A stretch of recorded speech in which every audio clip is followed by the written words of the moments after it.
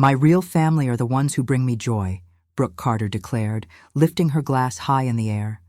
Her diamond bracelet caught the light as 200 guests responded with polite applause. The laughter, the clinking of crystal, the hum of celebration, all of it blurred into silence the moment she turned her head and met my eyes. "You can leave," she said. Her voice, sharp and steady, sliced through the music like a blade. The air in the hall thickened as every head turned toward me. For a heartbeat, I couldn't move. My pulse pounded against the edges of my dress as if searching for escape. The deep wine-colored fabric, chosen to honor her color scheme, pressed with such care, suddenly felt too tight. Slowly, I placed my napkin on the table, my fingers trembling. I stood, back straight, chin lifted, though my heart threatened to cave in on itself. Then something unexpected happened. At the head table, Noah Whitaker, the groom, rose from his seat. The chatter faded instantly. The scrape of his chair echoed through the hall. He looked first at Brooke, then at me, his expression unreadable but resolute. Brooke reached for his arm, whispering urgently, "Noah, sit down. Please." He pulled free. His shoulders squared. Without a word, he walked to the microphone at the center of the table. The room went dead silent. Even the soft music stopped. The air was so still, I could hear my own breath shaking. And what he said next would alter the course of my life forever. But 3 hours earlier, I could never have imagined such a scene. 3 hours earlier, I stood in front of my bedroom mirror, smoothing the hem of my dress. The wine color made me feel elegant, even regal, quite the feeling for a woman of 67. My hands shook slightly as I fastened the pearl earrings that had once belonged to my mother. Their soft gleam gave me courage. The faint scent of rose perfume lingered on my wrists, mingling with the aroma of untouched coffee beside a half-eaten piece of toast. My nerves had stolen my appetite. Today wasn't just Brooke's wedding. It was supposed to be a new beginning for us both. In the mirror, I practiced my smile. "Today, she'll see me," I whispered to my reflection. When my phone rang, I saw my sister's name, Diane. Her voice was calm, but cautious. "Maggie, are you ready?" "More than ready," I said, though emotion tightened my throat. For years, I'd waited for this day, not the wedding itself, but the moment I'd finally be invited back into my daughter's life. If only I had known how wrong I was. Because love, I would soon learn, can be rewritten in front of an audience, and the person you sacrificed everything for can become the one who shatters your heart most publicly. And it all began with a single, cruel toast. Brooke was the kind of woman people noticed before she even spoke. She had that effortless confidence that filled every room she entered. Her laugh perfectly timed, her words always coated with sugar and precision. Growing up, I used to watch her from the doorway, wondering how we could come from the same family and still be so different. Where I was quiet, Brooke was magnetic. Where I chose steadiness, she chased shine. And my parents, especially my mother, adored her for it. She was their golden girl, the one who, as my mother loved to say, had a sparkle this family needed. I didn't envy her. Not really. I admired her. I defended her when she messed up, covered for her when she missed curfew, and even took the blame once when she dented Dad's car. "You're the older one," Mom said that night. "You can handle disappointment better." That line became my life's mantra, handle disappointment better. When Brooke got engaged, it was no surprise the world revolved around her again. The announcement dinner turned into a full-blown family celebration, except I was the only one who almost missed the memo. I found out 2 days later through a group chat photo. Brooke flashing a diamond ring, my parents beaming at her side. I sent a quick congratulatory text. It was met with a single heart emoji. Still, I showed up. I always showed up. Months later, when wedding plans began, I volunteered to help. I spent nights designing invitations, comparing venues, and even offered part of my savings to secure the perfect floral arrangement my sister couldn't live without. I didn't mind. It was for family. It was for her happiness, or so I told myself. But as the weeks passed, I noticed small things, the subtle distance in conversations, the way my opinions were brushed aside.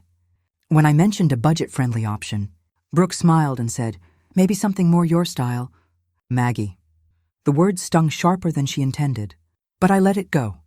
Then came the rehearsal dinner, the night everything began to shift. I arrived in a modest blue dress, the same one I'd worn for a friend's promotion dinner. It wasn't fancy, but it was neat, classic. Brooke took one look at me and said, loud enough for the table to hear, "Oh, you wore that?" How sweet. The laughter that followed wasn't cruel, just careless. But it was enough to burn. I tried to shake it off. I smiled, poured wine for guests, and kept moving.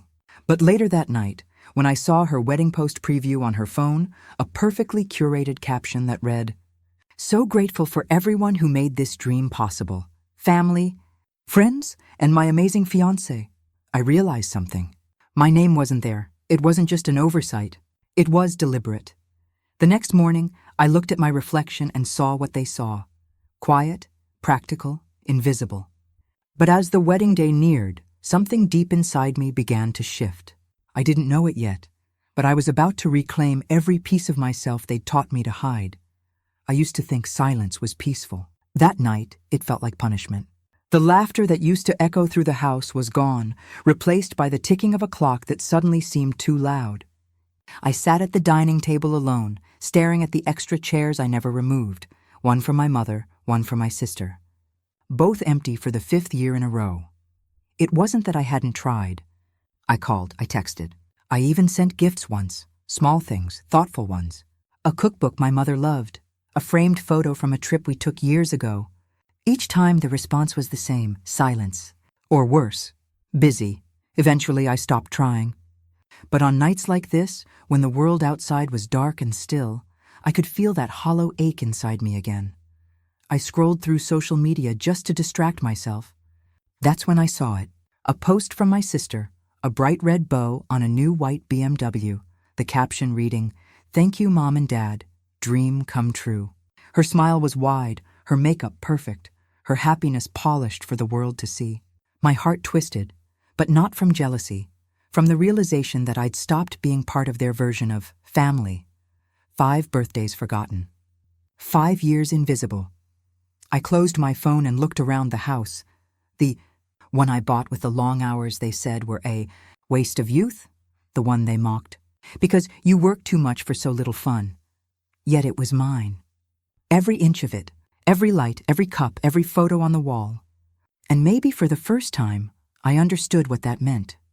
I poured myself a glass of wine, not to celebrate, but to acknowledge something, that I'd built a life even if no one clapped for it.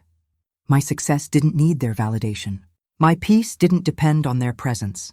Still, a part of me wondered if family ties could ever truly break. Could blood really thin with silence? Or had I just learned to stop bleeding for people who never reached for a bandage? The next morning, sunlight spilled into my kitchen. I made coffee and opened my laptop, ready to start another workday. But this time, I felt a shift, a quiet resolve. If they didn't see me now, they soon would. Not because I'd beg for their attention, but because I'd shine too brightly to ignore. The silence in the house was still there, but it no longer felt like punishment. It felt like space for something better, something real. And in that moment, for the first time in years, I smiled without forcing it. 6 months. That's how long I stayed silent after the wedding. 6 months of unanswered texts, ignored calls, and family photos where I'd been cropped out, literally and figuratively. I spent those months rebuilding, not my relationship with them, but myself. It started small, new habits, new circles, new priorities. I took a promotion at work that moved me to a new city, something I'd been too afraid to accept before because I didn't want to be too far from family. I enrolled in evening classes, started a small charity initiative, and, for the first time, stopped apologizing for being ambitious. Meanwhile, Brooke's life was all over social media, exotic vacations, glittering events, luxury everything. But behind that perfect feed, cracks were starting to show. Whispers reached me through mutual friends. Her husband's company had collapsed, the car was leased, the house payments overdue. Karma, it seemed, was punctual after all. Then, one gray November morning, I got a call. It was my mother. Her voice, once sharp and commanding, trembled as she said, "Maggie, can we talk?" Part of me wanted to hang up, But another part, the one that still ached for closure, said yes. We met at the same cafe she used to take Brooke to after her piano recitals. I half expected her to start the conversation with criticism. Instead, she looked smaller, older, almost fragile. I was wrong, she said quietly. About how I treated you. About what I valued. I didn't interrupt. I just listened. For the first time, she wasn't speaking as a mother demanding understanding. She was asking for it. She told me Brooke had moved back home after her marriage fell apart, and that they'd realized, too late, how cruel silence could be. You always gave, my mother whispered. We just kept taking. Forgiveness didn't come easily. It wasn't a switch to flip. But as I looked at her, this woman who once told me to handle disappointment better, I realized I already had. A week later, Brooke invited me to dinner. I hesitated, then agreed. She opened the door with a nervous smile. You look incredible, she said, almost in disbelief. I did. Success had changed me. Not the kind you can post online, but the kind you earn in peace and perseverance. As we sat at the table, she started to cry. I was awful to you, she said between breaths. You didn't deserve any of it. No, I said softly. But I needed all of it, because without their neglect, I might never have learned how strong I could be alone. That night, when I drove home, the city lights blurred through my windshield, but this time not from tears. From clarity. Family wasn't who applauded the loudest. It was who showed up, even if that person was just me. And as I stepped into my quiet apartment, I realized the silence no longer hurt. It sounded like freedom.